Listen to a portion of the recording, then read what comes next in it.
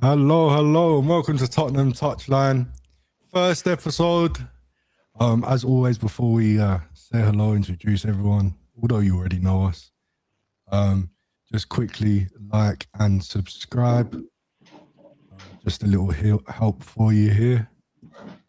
That will be very much appreciated. So hit that share button, hit that like, hit that subscribe, and hit the notice so you know when we're next going to be on. You're going to start getting a lot of different content from us. You're going to get YouTube Shorts. You're going to get small videos from like individual, and then obviously we're going to do our lives. But yeah, with no further ado, Jacko, how we doing? We're doing very well. Quite excited for this start. We've been part of the Tottenham Twitter for a long time, but this is the first time that we are sharing this podcast together. So I'm very excited. I know that a lot of good conversations will come out, a lot of good points we will talk about. Unfortunately, we need to talk about Tottenham, but that's another conversation that we will have. But everything is fine, obviously. Good stuff, Ferg. Yeah, mate. Glad to be here. It's a long time since we did the lives back in the day on playback.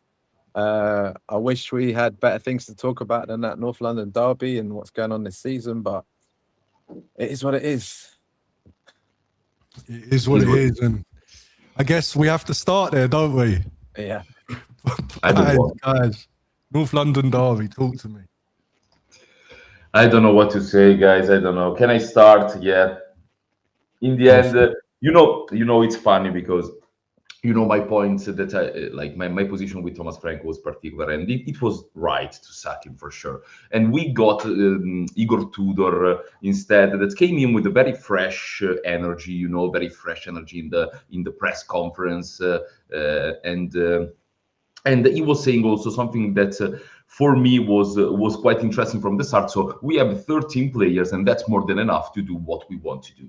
That's what Igor Tudor said the first time that he was a Tottenham manager. So I'm like, maybe we can have some confidence. Absolutely not. Absolutely not. The game starts, and there was two words that were separating us and Arsenal, completely different level.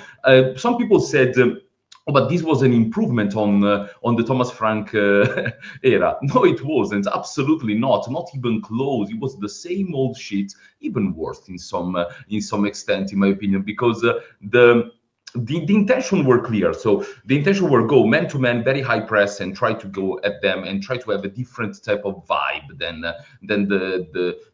the one that was more passive with Thomas Frank.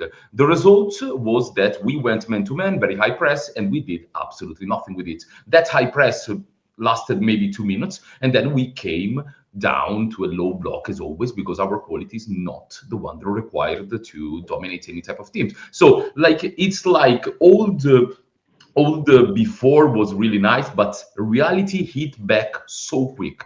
So quickly, 2 minutes, and you were already, okay, this game is absolutely done. Then we're going to talk about the game later, but I don't know what to say. I feel like also the preparation to the game was quite funny to me, because there was a little bit of hope, a little bit of happiness, because there is Igor Tudor that now knows how to talk to the fans. Yes, but in the end, the actions are the ones that are talking, and the actions were not clearly there. So very disappointed, absolutely. Disappointed. I mean, that's a light way to put it. Ferg, one of many North London derbies for yourself. Yeah, a bit too many. It was really. I thought we gave it a bit of a go in the first half, but I mean, the golfing quality was there to be seen. The fact we only managed, one touch in their area, and that's led to the goal from a mess up from Declan Rice.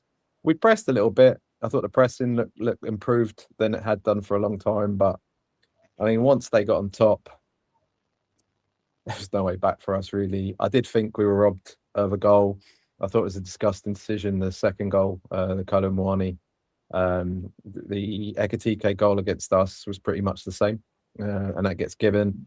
The Muani one doesn't. Maybe that makes the game a bit different, but I mean, it's the same old, same old. I suppose that's the Romero effect, isn't it, Ferg? It's the Romero effect. It's a couple of the players. I mean, Spence and Van der Ven, for me, looked like they weren't that interested. They weren't following the manager's instructions. He was telling the line to move up. They weren't really doing as we were told. on the ball, very poor, the pair of them. Palhinha looked like a midfielder playing centre half. Dragistin had an okay first half and then was pretty wretched second half. Unfortunately, 5 in a row they've beaten us now, and I don't think the gap's been this big since Invincible era. That's probably even bigger than that. Oh, definitely bigger than that. For me, really, like you said, Jacko, where people said it was an improvement, I was one of those people, right? But the context is that the improvement was in the mentality, was in the intent. So for me, the press, the intent, trying to play football. Ultimately, what we saw, Jacko, you're right. The quality's not there to play the football. Our skill level in terms of technique, the passes we were giving away, it was so bad. So bad. Yeah. I think Spence, you can tell he's not got a left foot in him. He slowed us down so many times, giving the ball away. He was even losing it with his back in between the player and the ball, and he was still losing it. Van der Ven, for me, was probably one of the worst on the pitch. I know he's our golden boy, but I have to call him out. I think he was really, really bad the whole game. But ultimately, they're at top of the table. We're at the bottom for a reason.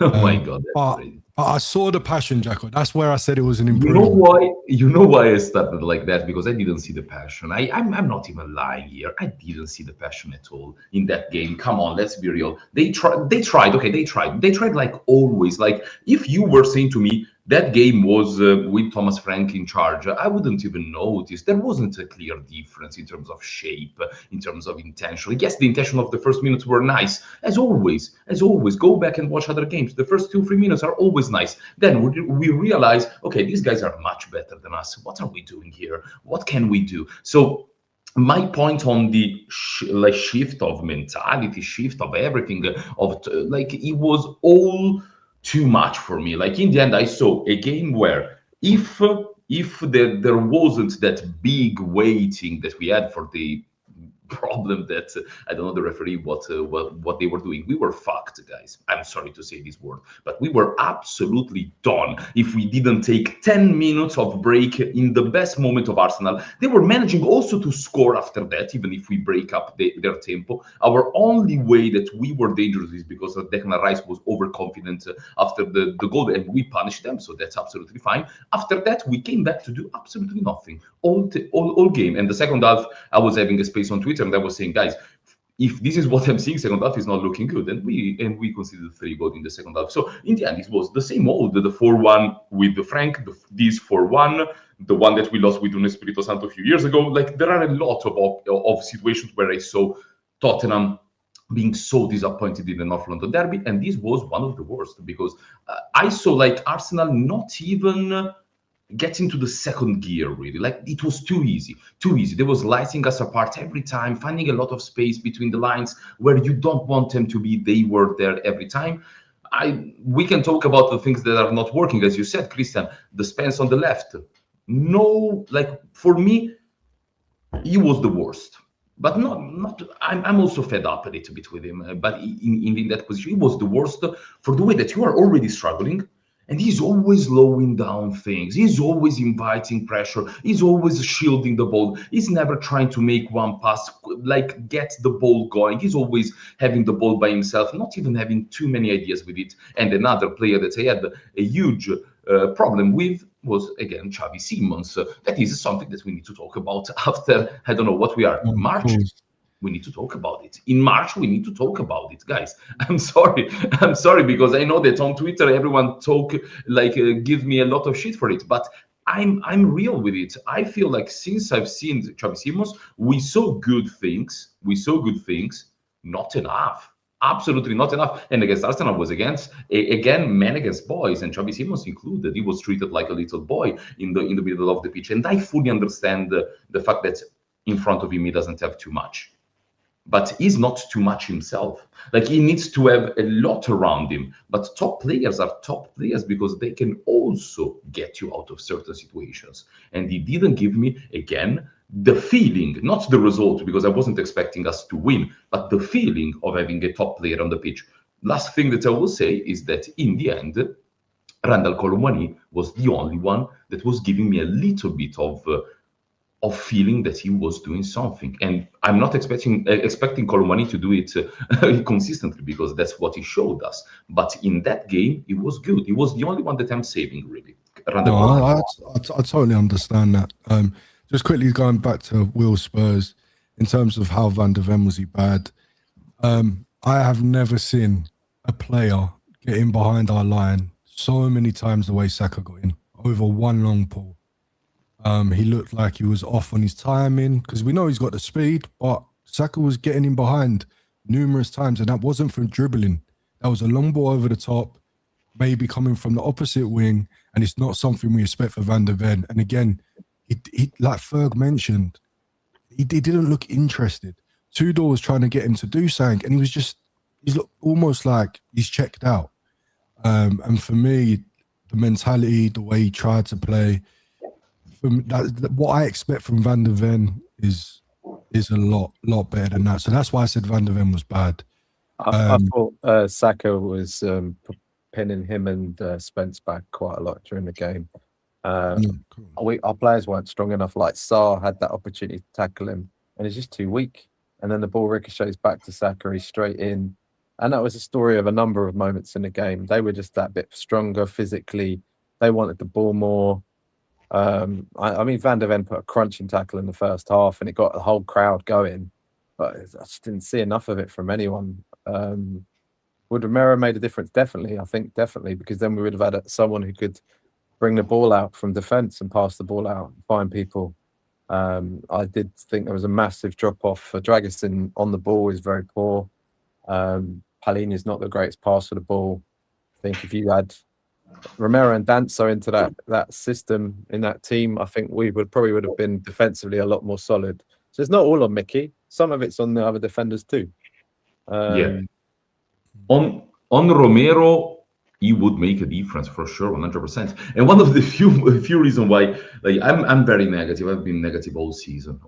I can't help it. I'm always trying to force a positive way, but it's impossible this season. And clearly the reasons are in front of our eyes. But one of the few reasons why I'm still a little bit deluded, and I'm still very confident with him that we can avoid the relegation, is because of Cuti Romero, is because of players of this caliber that we still have, fortunately, for I don't know how long. I don't know if next season he will be there, but as much as he's been criticized during the season, I feel like when he's not there, like, we are not even a team. When he's not there, we don't even have someone that can take you out of certain situations. And I know that he's a centre back, but Romero is one of the few centre backs that have the ability to change a game with the tackle, with the goal, with a lot of stuff that he have in his locker. So for sure, Romero would have made a difference. The difference in terms of winning, losing, don't think so. The gap is too much. But a little bit of difference in the tempo, in the mentality, in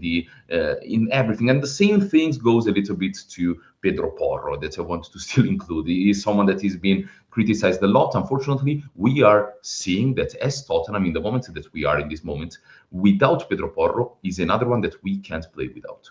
Without Pedro Porro, we are absolutely nothing wide. And unfortunately, Odobert is injured, so another one that could beat his man 1-against-1. And on the right, we need to play someone like Archie Gray. I like Archie Gray as a player, okay, not even close to the level that we need in that position. So until Romero and Porro comes back, I'm not confident. When Romero and Porro comes back, we can save ourselves. We can get 9 points, 6 points now or there. But without them, I'm not sure that we save ourselves. Okay, so we're not sure we're going to save ourselves. Ferg, Fulham away. Do our 3 points come from there? I'm hoping. I'm really hopeful that we're going to have Porro and maybe Danso back. Plus Solanke well again. Richarlison have had another week of training. I think that's one thing we really lacked in the game against Arsenal. We needed another physical player against the defence. I think that's not really Moani's game. So I'm hopeful if we have all those guys back. Tudor's system depends on his wing backs, so having Porro back in the team is going to be a massive upgrade. Someone to deliver crosses for the centre forwards, another player who can pass the ball. And that's desperately what we're needing because we just lack creativity and a spark. Cool. Fulham. What are your thoughts? Fulham. I'm shitting myself even there. I'm not, guys, it's crazy, but I'm not confident in any game. Any. You say to me, tomorrow we play Portsmouth. Not confident. No, don't care. You can give me any team. I'm not confident in this moment. The way that I'm seeing the players that are not already good enough, but the confidence that they are playing with is absolutely atrocious. Let's not get away from the fact that between West Ham, Forest, and us, we are the worst team in this moment. And this is the relegation battle. We are the worst team out of the relegation battle in this moment. I'm not saying overall, if everyone is fit, if everyone is confident, we're much better than this. Unfortunately, the reality is that we have a lot of injuries and a lot of people are out of confidence. And most importantly, guys, I'm struggling to see where the goals will come from. I'm struggling to see where the chances will come from because that's my main problem. Last time that I was watching that 3-5-2 of Tottenham with Archie Gray and Spence as the two options as wingbacks, a midfield three of Gallagher, Bissouma and Sarr with Xavi Simons and Colomani up front, where the goals will come from? Where are we going to be really dangerous? Because the problem is that Fulham in this moment is better than us. And in the moment that we go 1-0 down, it's long for us because we just don't have it in us. We just don't have it. And it's not something that we saw only against Arsenal. It's something that we saw all season and even last season in the league. And now we're paying for it. We are paying especially for the lack of quality in midfield. No passers in this team, zero passers. Only Romero and Porro are real passers. The rest of it, no passer in the team. And we are just struggling to do the basics in this moment. And it's really, really dangerous, really dangerous. So I'm not confident for Fulham. The good thing about being in relegation zone, the good thing is that you don't need much. You need 3 wins and you're already out of it. So maybe things can change if we win against the Fulham. You're asking me this after a 4-1 loss in the North London derby. I'm absolutely not confident in Fulham. Absolutely not. Absolutely not. I've just had a quick look. So they have got 3 players out injured. So they got Chukwueze out, Kevin out, and the last one was Lukic. Now, Kevin has seemed quite good.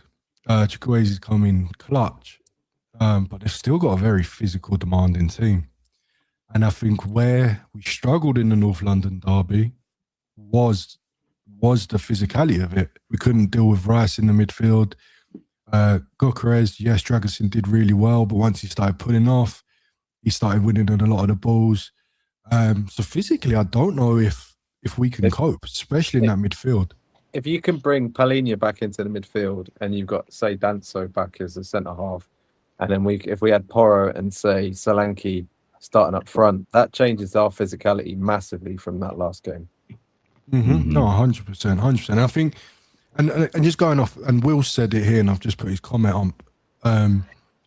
For me, Moani, as much as he tried hard, like Jacko said earlier, what I don't like is when we do go long to him, he turns his body away from the ball, and rather to bring it down, he's pushing the centre back, and he can't even see where the ball's coming from. And that's just really weird how he's always hoping that the defender misses and he just runs in behind. And that's where Solanke, for us, should make a big difference. I think Moan deserves to start again. Now, this is where you make a decision. Do you go to 2 up front and you give Xavi a game on the bench? You go with 2 up front, you got Porro back. Or, Christian, what you can do, in my opinion, the best option with Colomani, as I said it even in the beginning, when people were complaining about him starting on the wing, for me, on the wing, he's not a bad player because he's agile. He can get past in the 1-against-1 some people. He can make some good runs in the box. He's quite dangerous. Yes, I would love him or as a wide player or as a 2-man up front, but as a second striker more than the striker. Like, he doesn't need to be the pivot because the pivot is Solanke. And there is one thing that will make a little bit more positive also because in the end, you're right, Solanke is maybe the only one that really made the difference this season. Like, when he came back from injury, you could feel a change in Tottenham. You know, we are more dangerous, we are more direct, we have a focal point up front, we have someone that can hold up the ball, we have someone that can create some space. Lovely. Now we need to bring the players around him. The problem is that now, other than Randall Colomani, that fortunately, and let's hope that he keeps going, but other than that, even if he creates space, there is not much option around. And I repeat, Xavi Simons needs to play again because we don't have other options. And so he needs to play because we already don't have offensive quality. Without Xavi Simons is even worse. So it's going to be very interesting to see what we will do. Will is saying 4-3-4-1-2 with Simons, Randall Colomani, and Solanke. Can work also a 3-4-2-1 with Randall Colomani and Xavi Simons. But with that, Jacko, let me ask you a question, right? If you go for the 3-4-1-2, which I agree with, I think is good.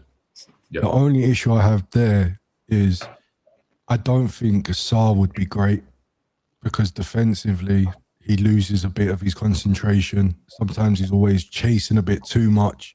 He's not very good at reading the game. He's good at chasing, but understanding where to be at the right time, it's still not come to that. So for me, then Archie Gray, I don't know. So for me, that really limits us. If I played a 3-4-1-2, the double pivot for me has to be Basuma, Paulinho. I don't know what you guys think. Yeah, I'd go with those two. I would go. Yeah, go on, Ferg. Sorry. I'd say Basuma, Paulinho, and then you've got physicality, and you've got someone who's got the ability to take the ball in a half turn and pass it. In Basuma, I know he obviously has bozo games, but when he's on it, he's really good. He looked pretty motivated at the weekend. I like the idea of Solanke playing as a striker, Randall Colomani playing just off him. You play the ball up to Solanke, he can hold it off, play into Moani. Moani can go beyond them. I think you're right. We have to keep Xavi Simons in the team because there's just so much of a lack of creativity. But a good thing you've got there is you've got some physical players who can run, who can come on. So you could bring on a Sarr, you can bring on a Gallagher, and you can bring on Richarlison as an agent of chaos later in the game.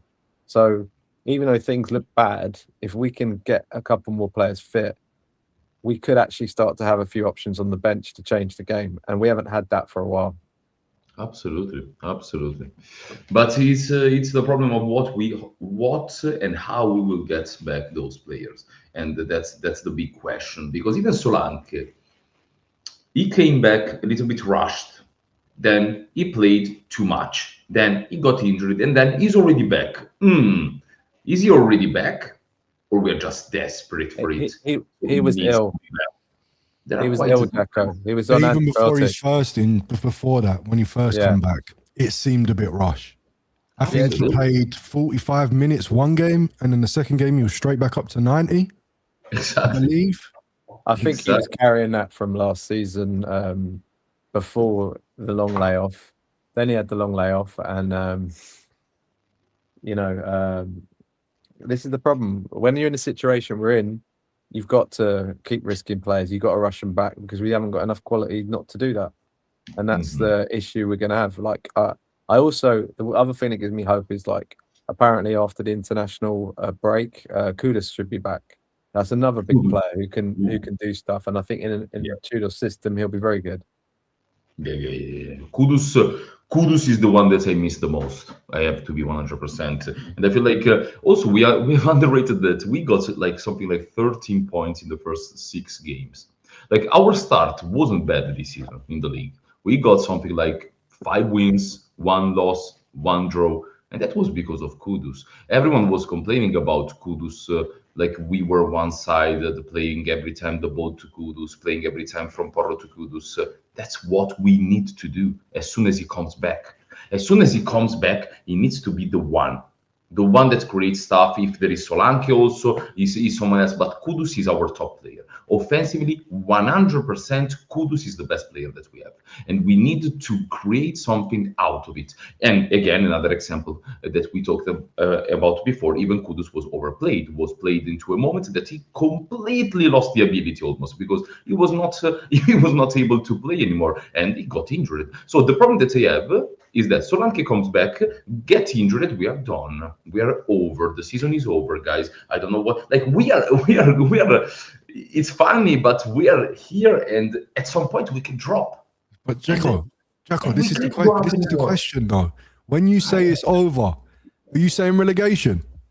Yeah. There is a clear possibility that we get relegated. I'm not denying this. Of course, if Solanke comes back and he stays fit until the end of the season, if Kudus come back and he stays fit until the end of the season, if we don't get relegated, of course. If that doesn't happen, and if the situation stays the same that we're seeing this moment, we're getting relegated. But it's not myself that I'm saying it. It's also the stats. Like look at we are the only team that didn't win one game in 2026. We are the last team in the last 12, 13 games. Like it's not only some paranoid stuff. It's reality, guys. Next season we can have a championship talk here on the podcast. And No, Ferg. Yeah. Jacko, I was before Tudor come in, I was Jacko, right? Yeah. But I started saying I saw a bit of fire in the belly, and I started turning a little bit. Please tell me you're on side with me, man. What are your thoughts? I don't know whether it's hopium, copium, or a mixture of everything, but I just get the feeling he's going to get us 3 wins, and I think that's enough. 3 wins and a couple of draws, I think, and that'll keep us up. But again, this is just. I'm looking at it. We got some nice home fixtures. We got a different voice, different manager. Got players coming back. We have to win one of Palace or Fulham, or we're in big shtuck. But I think we can win one of those 2 games, and I think that would change the whole feeling. But again, like this could just be complete hopium from my point of view. I'm not saying it with chest. I'm just very hopeful that we can do it. It's copium. It's copium. Let's be honest. It's copium. And also makes me laugh when you say like we need to beat Crystal Palace, and usually it's like okay, we're doing it. No, now I'm laughing because I'm saying, how can we beat Crystal Palace? I'm lost for words, and I'm someone that always find a way with words to analyze the situation. The things that I'm watching at Tottenham this season are going beyond my comprehension. Like they are like. I always say this: they are discovering new things for us. This is unknown territory for everyone. We've been bad, we've been shit. We had a lot of players that were not up on the level, but like this is the first time. So I don't know what will happen, because even against Arsenal, I was saying, okay, Tudor had a brilliant press conference, new manager bounce, North London derby. Let's do this. No, like even someone said Fulham, Palace, Forest, Leeds. I'm not comfortable in beating any one of them. Then we can, of course, we can. I'm not comfortable. I'm not saying, okay, we are much better than Leeds. No, we're not. But all these teams are as patchy as us at times. All these teams have got bozo genes in them too to drop points. So that's my hope. Yeah, I think the problem we got though, Ferg, is we need to get points. The patches are drying up. Like West Ham, although they drew, my God, 2 points sank. GA, like they dominated. Forest looked very good against Liverpool. They did. But Fulham had a couple rocky results of late. Like, we've got to believe, guys. Otherwise we're going to be writing up the obituary already. We've got 11 games to go. Igor Tudor's known for picking teams up that are on the floor. He did it with Udinese twice. If we can get 3, 4, 5 players back fit, between now and the international break, they won't be going on international duty. You have time to work with them over the international break. There's a chance he can get those guys fit and raring, and then we go into the last, 7 games of the season. But on to the brother, yes, he is a specialist of these situations. You know what's my worry is that this is a new low even for him. Like we are in a position that we are too late to be saved, and I know that Tudor is someone that can get something out of a dressing room, can get something out of a club in general, especially when you're in the lowest. I don't know how low we are, because like it looks like even Tudor after the game was reevaluating a little bit his words, and he was saying, "Okay, guys, we are really in the mud. So." it's something that I need to see. Like the next game with Tudor, we lose again. What would be the words with Tudor? Because Tudor always started with a win, and that's something that already helped you in certain situations. Now we started with a 4-1 loss against Arsenal with the players that weren't following his direction. As you said, you and Christian said before with Van de Ven, he was there talking, screaming, and Van de Ven was like, "What are you saying, bro? Are you not watching that we can't make one pass?" But like there was something that was off between the team and the coach again. So yes, But then I'm the negative here, of course, but that's he'd what I only mean. had 3 days of actual training with them, so it's He hard. did take him to a Greek restaurant. Normally, that Yeah, bit of I mean, souvlaki I'd should be up change for it. that. A bit of souvlaki is lovely. So That's what I mean. And what I mean? not even a Greek restaurant helped. But Francis said same from the youngsters weren't pulled for their loans. Now, I've always been an advocate for the youngsters. Me, Ferg have been on spaces, but the position we're in now, we're in far too deep to rely on youngsters. This is not for them to flourish. This could kill them. For me, it's not the time. It's But not the time. you know what? That they really messed up because they should have sacked that man. The latest West Ham. Why they gave him longer, I'll never understood. And then why they didn't get a player or two in on loan in January just to supplement while we had the injuries. I just can't understand. So, the board is just so negligent. It's unbelievable. They've allowed this to fester, and now it's heart over head. That's what I'm going with. It's heart over head. I can't see us being in my lifetime being in the Championship, but Ferg, sadly, I'm gonna have this to is ask you what the happens. question, bro. I'm gonna have to ask the question. You've already alluded to it. So obviously the board have made mistakes, as you said. For 25 years, Is that why we're in this mess? It's that and they're appointing a terrible manager. Those two things. He was a bad fit. You should never have appointed a guy from a system club where it's all about the system, where they've got an algorithmic way of signing players, Moneyball style, where the coach is only a cog in the wheel.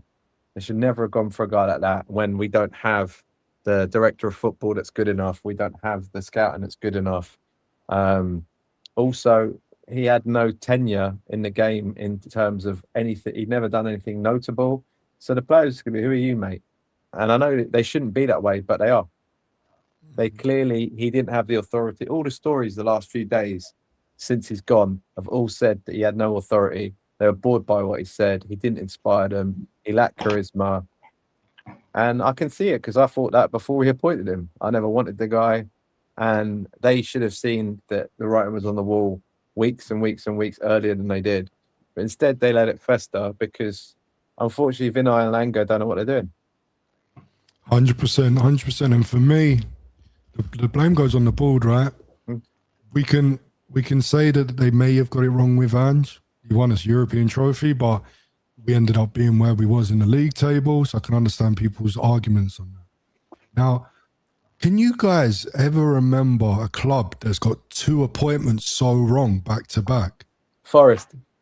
Oh, Forest, that's Marinakis. He does what he wants. But he's just Watford. Just for me, the board, they've been doing it for 25 years. They've just restructured. There's still the same people. Vinay and Lange haven't got a clue what they're doing. Well, I never believed this whole nonsense about this PR, the family stuff coming in. Like, I knew it was just a rebrand, and like the only difference is the people at the helm now, they have no experience, and for his faults, and I thought he was dreadful. At least Levy had been around a game. I think he would have smelled the blood in the water a lot earlier than these guys did. Mm-hmm. And like, how can you allow Langer's clearly mates with Frank? They had a relationship going back in Denmark, going back 15, 20 years. How can you let that guy? How can he be objective? You can't be objective. All right. He's kept that guy in position too long. It's clear the players had enough. He had to go weeks and weeks earlier, and they let it go. And then when he did that PR piece for them saying, "Oh, we don't want to buy the wrong players. We don't want to do this." I mean, what was that all about? It's embarrassing. Yeah. Embarrassing. Because So you don't want to buy yeah. the wrong players, but you've clearly showed us that your talent ID is pathetic, right? It's so poor that it's not even just the players they've got in, it's the profiles and the ones they haven't got in. Like you said in January, we could have got 2 loans done. But Jacko, why is Tottenham Football Club in this position, bro?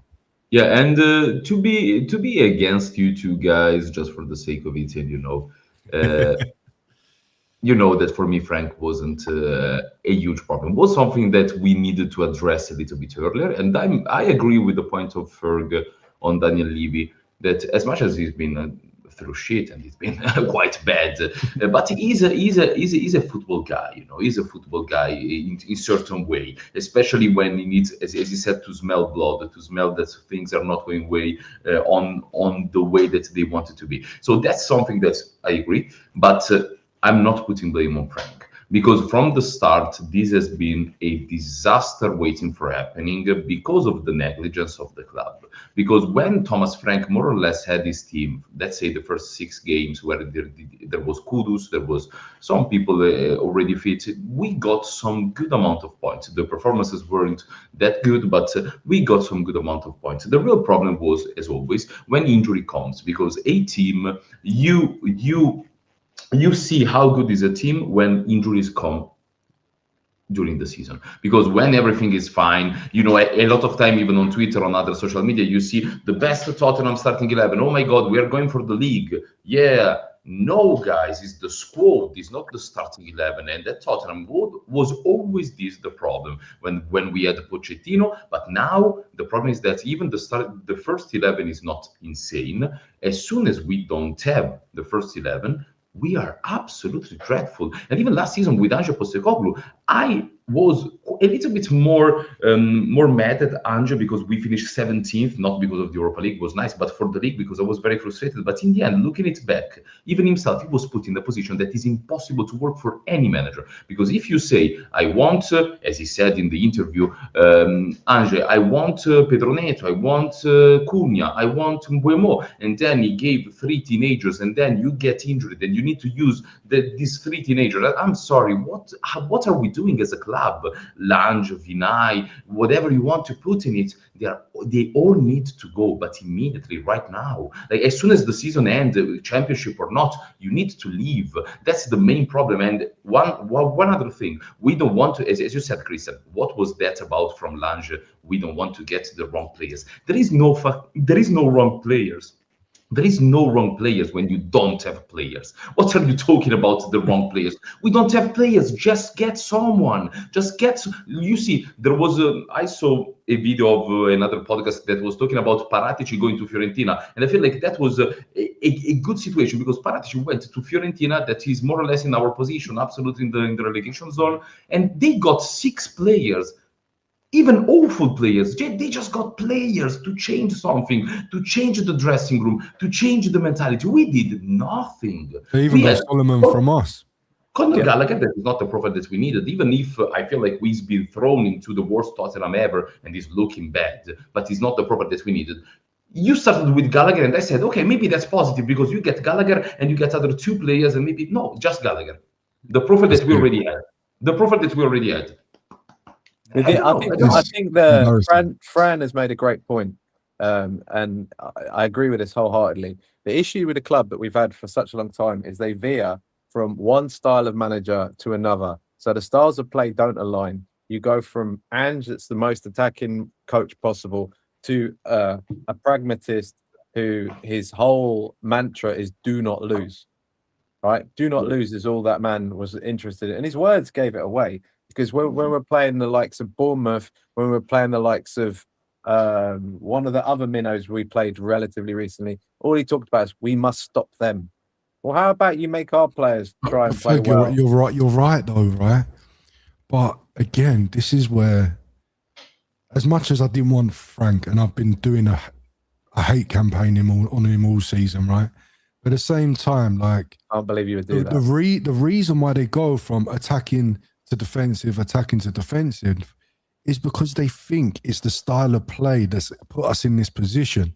It's because they don't take responsibility that actually what you're doing is you've signed a bunch of players that none of these managers have ever asked for, right?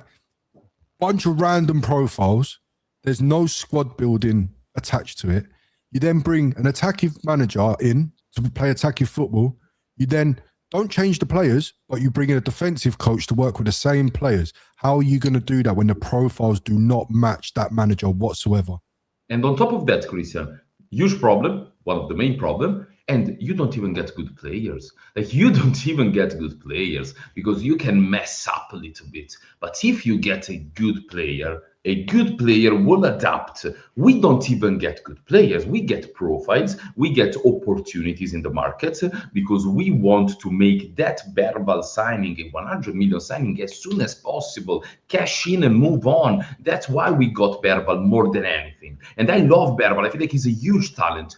God doesn't fit the thing that Angel wanted to do. So you got Verbal not as a youngster that you put on loan. You wanted him to be a little bit already part of the team because you know that you think that you are smart. That's a player like Verbal with that profile, with that technical abilities. If he have 5 good games in the Premier League in a row, his value will rise to 100 million or 60 million, 70 million.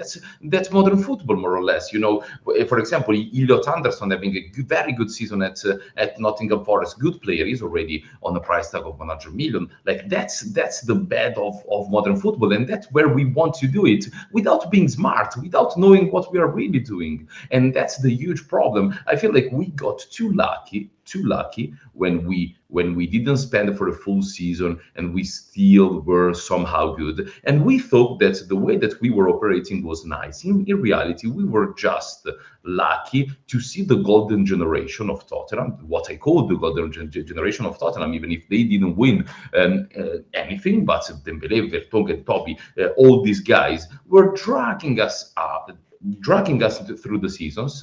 And in all those seasons, there are something like 6 or 7 seasons, you failed to get top players. And that for me is unacceptable because we were in a Champions League club, a Premier League club, financially very healthy, with a good stadium, with a lot of good managers that came to Tottenham that could attract players. And we find ourselves now with Igor Tudor without top players. I don't know what to say. They've got the legacy of undercooking the wages for so long, for trying, instead of paying a bigger fee and bigger wages to get a player, they'll get Brennan Johnson. Yeah, they'll pay 47 million, but they're going to pay him 70 grand a week. You know, when we signed Van der Ven, it worked out and it's a great signing. We're paying him 50 grand a week. So this is the problem. If you look at the metrics on our wages and our wage bill compared to the other top seed, Villa outspend us. They had, like, last season, they had something like 16 players on 100k or more. We had 4. We've now got Conor Gallagher on 200k. Yeah, we got Kudus, Gallagher. We got more now, but it's still not enough because actually a couple of our highest earners are out injured. Kudus injured, Madison's injured. So really, we're always treading water, aren't we? This is, and Will said it, and I couldn't agree more, right? Is that, Jack said it.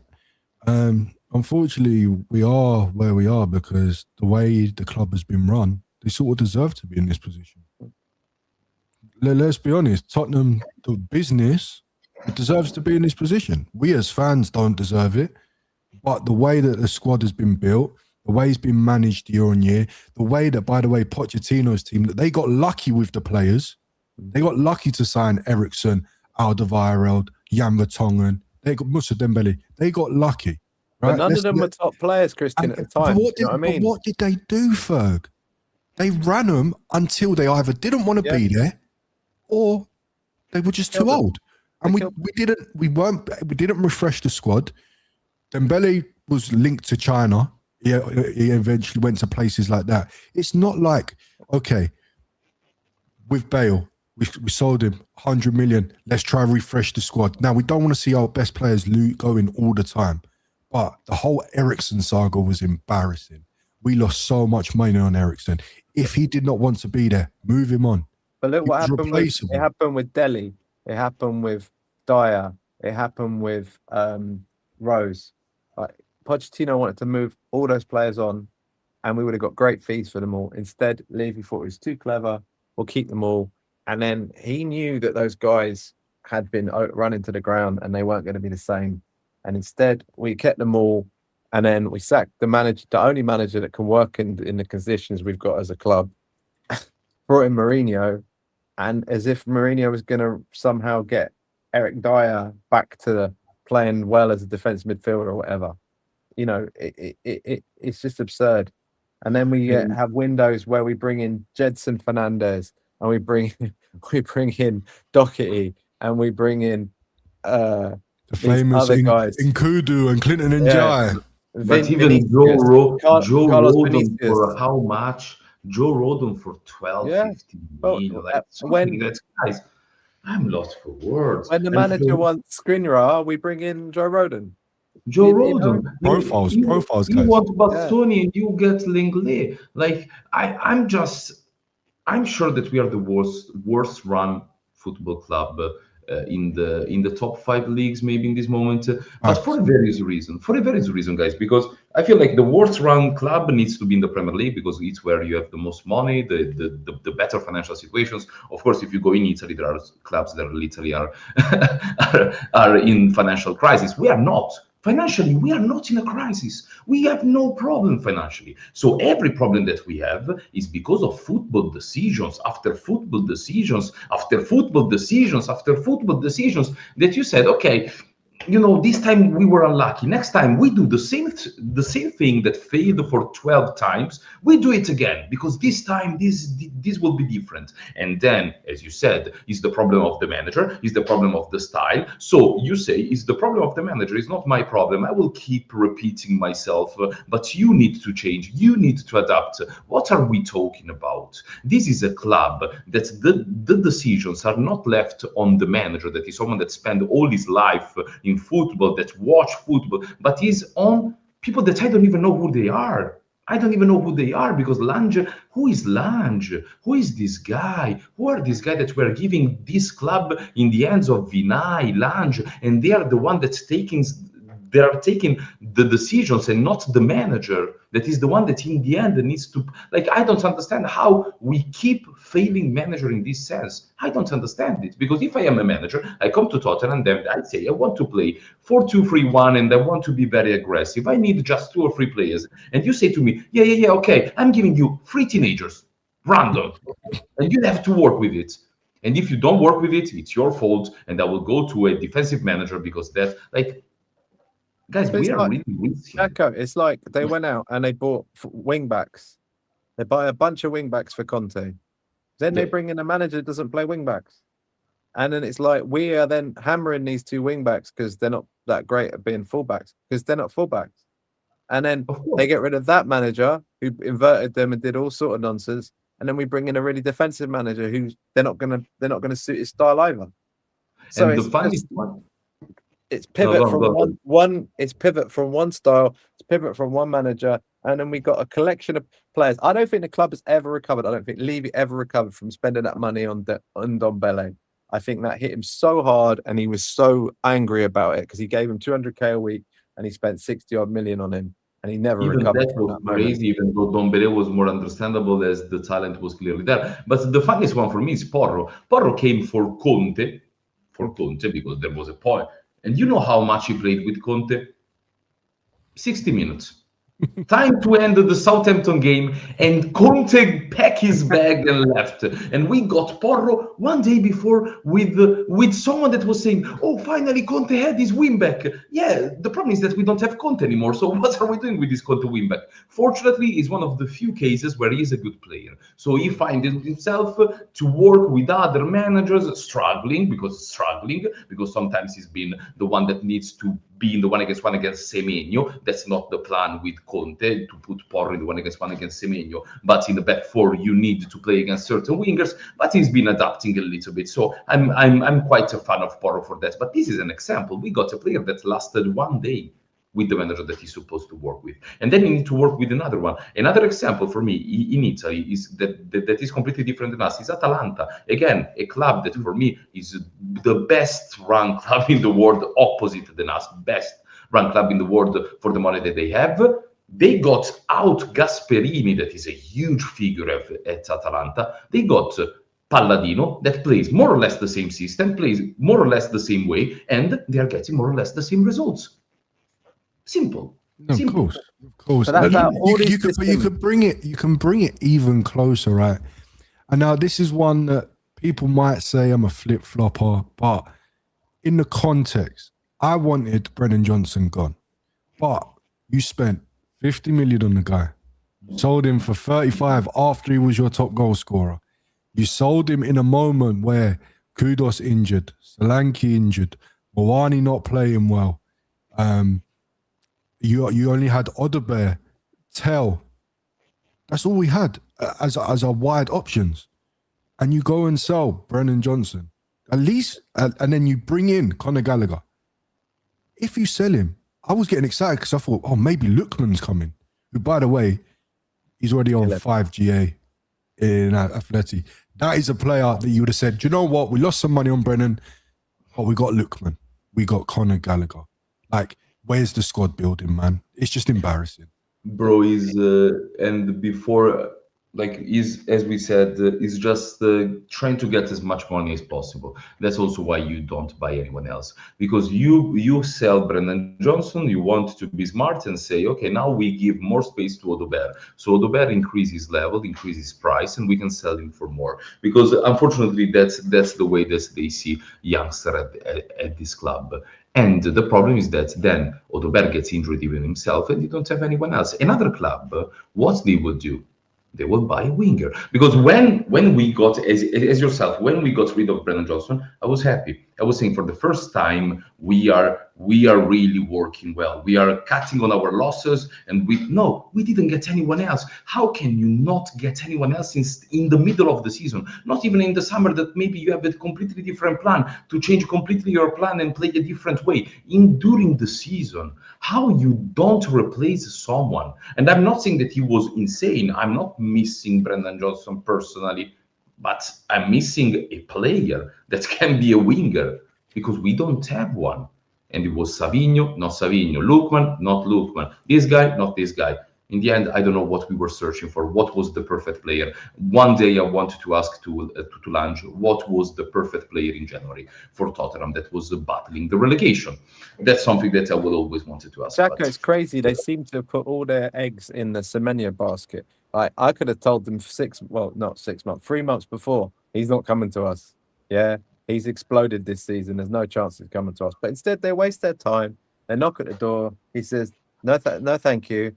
And instead of pivoting and finding another player, even if someone on loan who could have done us a job, it was obvious Kudus was going to get injured. He had been overplayed so much. He played every minute for us. We had one tactic, give him the ball for ages, and they couldn't bring anyone in. Now he's injured.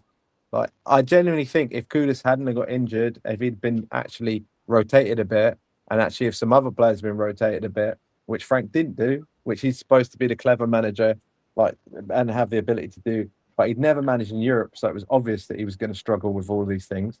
All right, if he'd have changed things up a little bit earlier, yeah, we'd still be rubbish, but we probably wouldn't be in this mess. And last thing, Chris, another example is the left back. This, come on, are we serious with it? Are we actually taking Why the did we piss? buy Sousa when he clearly no one wants to play him, and maybe he'll be great in 3 years' time? Why didn't we go and get someone, even if we got someone who could play centre back and left back, like someone who could have come in and made a difference in the short term? Once Ben Davies broke his ankle, like, what are they doing? We wanted to go for the young guy. This is what happens when you get a guy, Langer. He had never played football. He somehow worked his way into football, has no experience at the top. Give him the job, great. He failed at Villa, bring him in. Frank never played top level, never managed top level, never managed well in Europe. Failed at the second biggest club in Denmark massively, and there was no warning signs that maybe a big job might be too much for him. Like, But, what are they doing? What are they doing? And we wanted the Robertson, I was happy with Robertson, not because I was happy for the long term. On the short term, I mean, someone like Robertson is already something. As we talked before, we are watching Jet Spence playing on the weak side. I'm done with it. I'm done with it. And I'm going to lose my mind. And not today because we're on the end of it, but I will lose my mind if I see one other time Jet Spence on the weak side. And the other option is a 19 years old that played a season in Brasileirão that is like playing in the 80s in Europe in terms of intensity, in terms of everything. So yes, that's our plan. Yes, guys, we don't have a left back. Don't worry. Keep playing Spence and keep relying on the Udogie that unfortunately, and I'm very sorry for him, but he's quite injury prone. You can't plan a season with Udogie at left back. If he's there, brilliant. One of the best young left back, and I love him. But he's not there enough. He's not there a lot. And you decided to gamble, and then to pay 40 million for Matisse Tel. That is another absolutely crazy decision by the club. 40 million on a player doesn't make sense. Doesn't make sense wide, doesn't make sense as a striker, doesn't make sense. And even Igor Tudor is not playing him. He's putting him in the last 5 minutes, already 2 managers. There is a reason why. Or it's free Matisse Tel again. We needed to make the free Matisse Tel movement again. He's another player that we wasted 40 million on. Another one is, I'm not saying that we wasted, but 40 million on Archie Gray in our situation. Maybe later, maybe differently, because I don't know if he will ever be a 40 million player. Like a lot of decisions in this last year that I don't see what they were doing. And if they are conscious about, we are not good anymore. We cannot joke about youngster. We need to get real top first team players and rebuild. That's the only way that you can go on. Oh, Kinski's 100%. another one. Kinski's another one. Like, it's a baffling decision. Like, another one, Kinski. Like, you can't even replace Vicario now because we have Kinski as the other option. I trust more Vicario than Kinski, and I'm fed up with Vicario even himself. So to tell you even the options that you have on the bench, there was, I don't know if there was Conte that one time said, I looked back at my bench and I said, okay, I'm not making a change. Like, that's something that was happening 2 years ago, and now our bench is even worse. Oh my God, but it's crazy. It's just depressing, man. Like, you look at the bench and you don't know who's going to change it, who's going to come on when you're in the game. Like, people said, oh, it's good to have Richie on the bench, Solanke on the bench. They're half injured. They weren't fit. No chance. And we've just... I'm just lost for words. And for me to be lost for words, guys, it's crazy. It's crazy. I miss Lucas Moura, I miss Lucas Moura. Yeah. Someone that when he was on the bench, I had at least Lucas Moura, Chadli, Lamela, Little bit of players chaos. on the bench. Fernando Come on. Llorente. Fernando Llorente, we had players on the bench. We had Son on the bench for the season when we finished 86 points. Son was the first option on the bench. Wait, I'd rather have Nasser Chadli on the bench than these guys. Nasser Chadli was a nice player. Chadli is 10 times player than these lot. He would be a captain in this team. At least he could come on and score a goal. Do you know what I mean? And add something to the team. This is the problem. I look at. When is the last time that someone added something from the bench? No, Odobert was some. Odobert is for one game. We can't count that. Mora did it a couple of games, done in some of our biggest games. Lamela done it, North London Derby. You know what I mean? Chadli had a few games back to back. People hate on Lamela, and I'd love to have a Lamela in this squad at the moment. I fully fit Lamela would have been one of our best players. But again, he was just not fit. That was our issue with another player we bought injured. Let's not forget Lamela at Roma. Oh, absolute beast. Even Moussa Sissoko, mate. Like, at least he would put his foot where it hurt. He'd run all over the pitch for the team. His quality wasn't great, but he's better than half what we've got now. Oh, 100%. Now we are even out-farsed, and I repeat, we are really out-farsed even. Not even good enough, not even... guys, before we depress ourselves anymore, man, let's finish it off with, unfortunately, what we're going to have to do, right? Jacko, score prediction for Fulham. Is Porro back? Yes.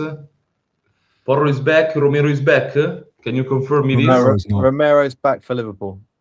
Romero is back for Liverpool. Then we Oh, then let's be positive, okay? There's a rumor 2-2. Danso's back. 2-2. 2-2. 2-2's Let's be positive. positive. Jesus 2-2 Christ. draw.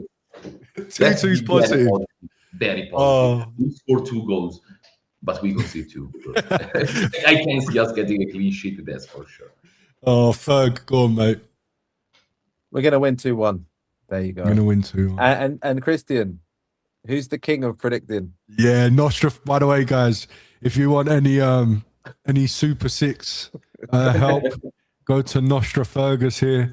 He's absolutely killing one of our group chats in predictions. He also was there along with me to predict that Frank was going to be our worst ever manager. So yeah, go to Ferg for that. So I'm waiting for you next week, Ferg, with this prediction because if we win, I like to see the team, but I'm going 2-1. 2-1, we're going to win. 2-1, 2-1. Believe. You Two-door magic. Right. For me, I'm going to be positive, man. I'm going to go 2-1 Tottenham. I think we'll concede. I think Harry Wilson's going to score an absolute banger like he does because we like to mess about on the edge of the area. But ultimately, I think we're playing them at the right time. If there's any club that are on the downside like us, it's Fulham. I'd rather play them over Leeds, over Forest, over West Ham. So for that reason, I'll go 2-1. Who scored for us? Who scored for us? Who's going to score? Yeah, I think one Moani, one Solanke. I'm going to say second goal of the season for Xavi Simons. Maybe we can. Maybe you can bless us. Why Xavi, did you have to put the stat out there? No, I'm saying maybe you can bless us with the second goal in 28 games. Maybe just asking too much. Maybe no. Joking aside, is one goal of Xavi Simons, and the other goal is Pedro Porro from a free kick. That's how I see it. Pedro, we need something like free kick, corner, something that gets us out of certain situations. And 2 goals from Raul Jimenez, I already see it of Fulham. That's my team. I'm seeing Paulinho on his old stomping ground and Mickey van der Ven.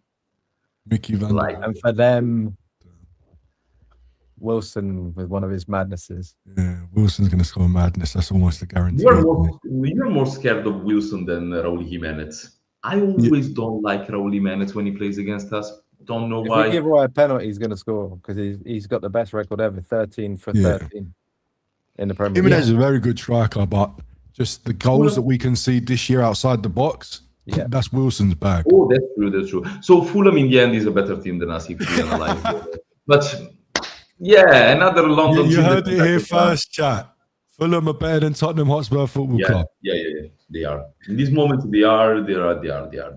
But listen, one last thing. I'm seeing people saying that Bodo Glimt. Oh no, Jacob, man, we're talking about Tottenham. You really want me to crash out? I've seen the score. And yes, my Inter Milan are out of the Champions League, brother. Yes. Maybe we win the Champions League, guys. Maybe we win the Champions League, okay? we will be the first team in the history to go down and win the Champions League. That will be so wonderful. In the Championship and playing the Champions League as a tier 1 team. It will be lovely. Maybe I need that so we can concentrate again and win 2 in a row from the Championship. That's what Tottenham can give to you. Well, we always do firsts. We're the first British team to win a European trophy. The first team to do the double in the modern era. So why not? Why the hell We're not? also the first one to win a European trophy and finish 17th. And we were the first team to win the UEFA Cup that became the Europa League 2 when it in its get first relegated. Season. And I mean, like, why not? But we've all got to be on the hopium at the moment, and that's all there is to it. Oh mate, I'm injecting hopium every single day, but guys, I think I'm going to call it there. Jacko, do you want to leave us with any kind of thoughts? No, I've said everything, and I feel like the other thoughts that I have needs a little bit more time, so we will take it for the next week. That we will have a lot. Next week. There we go. Ferg, back to you, mate. I just want to say thank you to everyone that has watched us tonight. It's been a really fun show. Hopefully next time we'll have something decent to talk about rather than a 4-1 humping. But I'd like everyone to like and subscribe because we're going to be doing this every week. And yeah, we're just looking forward to hopefully it being a bit better. Oh, it's got to get better. At least from us, it's going to get better. The crash outs are going to be there from me. Crash out Christian. Jacko's slightly catching up, but guys, it's been a good one. Please hit that follow and that like and subscribe. Appreciate you all and hope you all have a good evening. Good night. Have a good day, guys, and thank Come you on, so you much. Spurs. Come on, you Spurs.